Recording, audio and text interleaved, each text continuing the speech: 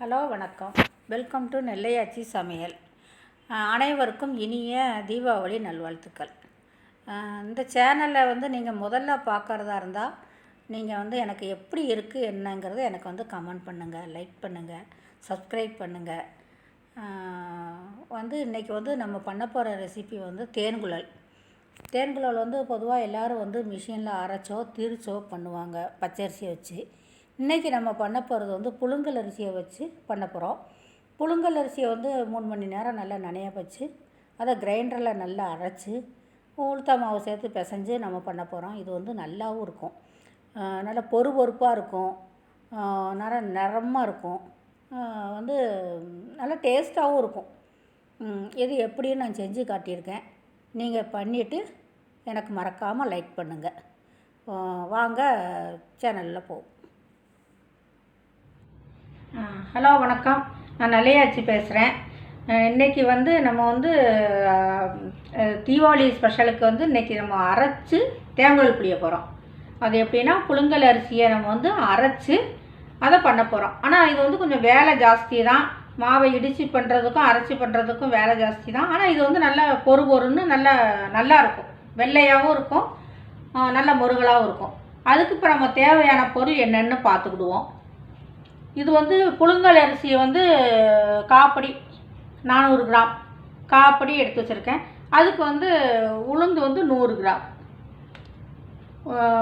உளுந்தை நம்ம நல்லா செவக்க வறுத்துட்டு, வெறும் வானிலையில் நல்லா செவக்க வாசம் வரும் நெஞ்சுமா நல்லா வறுத்துட்டு இதை மிக்சியில் பவுட்ரு பண்ணி வச்சுக்கணும். பவுட்ரு பண்ணி வச்சா தான் இந்த இருக்குது பாருங்கள். இது கொஞ்சம் ஜீரகம் 1 ஸ்பூன் எடுத்து வச்சுருக்கேன். கொஞ்சம் உப்பு, தேவையான வெண்ணெய் போட்டு பிசைஞ்சு செஞ்சால் நல்லாவும் இருக்கும். அப்படி உங்களுக்கு வெண்ணெய் பிடிக்கலை அப்படின்னு சொன்னால் நீங்கள் சூடு எண்ணெய் சூடு பண்ணுவீங்களா, அந்த சுடுற எண்ணெயை எடுத்து நீங்கள் ஊற்றி பிசைஞ்சு பண்ணலாம். அதுவுமே நல்லாயிருக்கும், மொறுன்னு தான் இருக்கும். எந்த ஒரு பலகாரம் பண்ணாலுமே அது நம்ம சுடுற எண்ணெயை ஊற்றி பிசைஞ்சாலும் அதுவும் நல்லா தான் இருக்கும். இப்போ வாங்க நான் இதை அரைச்சிட்டு புழுங்கல் அரிசியை 2-3 மணி நேரம் நல்லா ஊற வச்சு அரைச்சிட்டு நல்ல வெண்ணெயாக அரைக்கணும். நல்ல வெண்ணெயாக அரைச்சிட்டு உங்களுக்கு நான் எப்படிங்கிறத காட்டுறேன். இப்போ பாருங்கள், நான் அரைச்சிட்டு வந்துட்டேன் கிரைண்டரில். நல்ல மையாக அரைக்கணும், கட்டியாகவும் அரைக்கணும், நல்ல மையாக அரைக்கணும். இந்த பாருங்கள், அரைச்சிட்டு வந்துட்டேன். இப்படி நல்ல மையாக அரைங்க. அப்படி தண்ணி உங்களுக்கு கூடுதல் ஆகிட்டுன்னா கூட உங்களுக்கு நீங்கள் என்ன செய்யுங்க, வெள்ளை துணியில் போட்டு எடுத்துக்கலாம். இப்படி கட்டியாக உங்களுக்கு அரைக்க முடிஞ்சுன்னா அரைங்க. அப்படி இல்லைன்னா நீங்கள் வெள்ளை துணியில் கொஞ்சம் நேரம் மாவை போட்டீங்கன்னா அது எஞ்சிடும். அப்படி நீங்கள் பண்ணலாம். இப்போ நான் எல்லாத்தையும் பிசைஞ்சிட்டு உங்களுக்கு மாவை காட்டுறேன் பாருங்கள். அப்படின்னு மாவு பிசைஞ்சாச்சு, உளுந்த மாவு எல்லாம் போட்டு. இப்போ பாருங்கள், இப்போ இப்படி புழிஞ்சு நம்ம எண்ணெயில் போட்டு எடுத்துட வேண்டியதான்.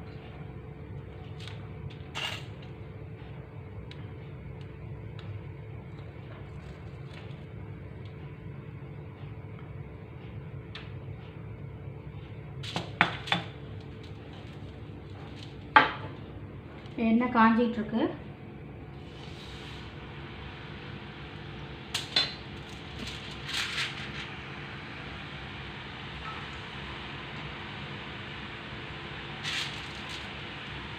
இந்த தோசை திருப்பிலையும் இந்த கண்ணாப்பிலையுமே அப்படியே நம்ம போட்டு 2 நிமிஷம் போட்டு எடுத்துடலாம். ஈஸியாக வந்துடும்.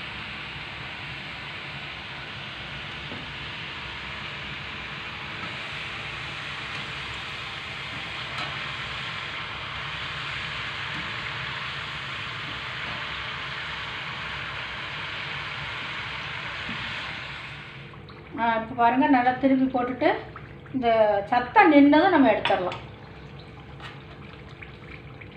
நல்ல சத்தம் நின்றதும் எடுத்துன்னா வந்துடும். இப்போ சத்தம் நின்றுட்டு நம்ம எடுத்துடலாம் பாருங்கள்.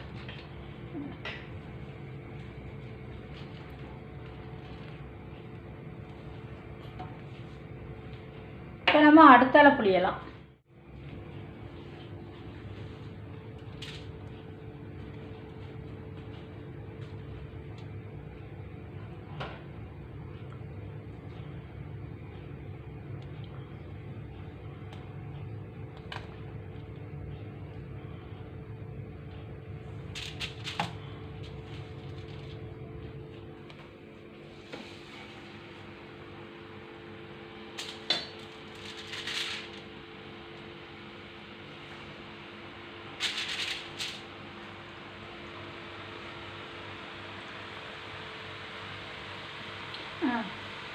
பாருங்கள், இந்த பக்கம் நல்ல நிறமாக இருக்குது. நம்ம அரைச்சி புழிஞ்சது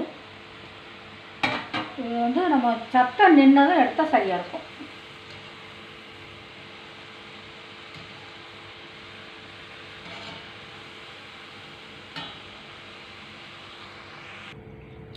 இப்போ பாருங்கள், நல்ல சத்தம் நின்றுட்டு எண்ணெயில் இதை நம்ம எடுத்துடலாம். வந்துட்டு